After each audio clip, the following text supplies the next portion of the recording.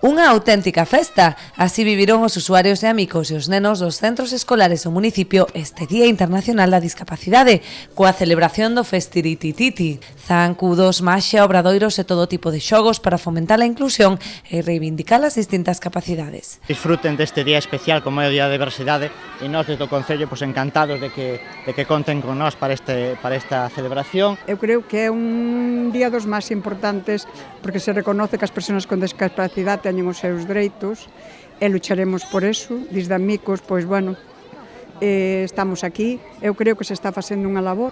As autoridades convidadas non quixeron perder a ocasión de participar activamente nos xogos programados para esta xornada na que tocou tamén agradecer, como fixo o director xeral de Maiores e Discapacidade, o traballo que realizan entidades como Amicos. Se non tiveramos entidades como son Amicos, o resto das entidades que están agrupadas no CERMI Galicia, vai ser moi difícil poder chegar a todas as persoas que o necesitan. Poder prestar unha atención que debe de ser a máis cercana, porque o que non debemos de facer é sacar as persoas con discapacidade para darlle atención da súa contorna vital. Nesta segunda edición, Gealsa volveuse sumar tamén ao Festiritititi por conxugar os valores fundamentais do seu programa de responsabilidade social corporativa. O programa de responsabilidade social corporativa, un dos eixes principais é traballar con nenos e traballar con persoas con capacidades diferentes.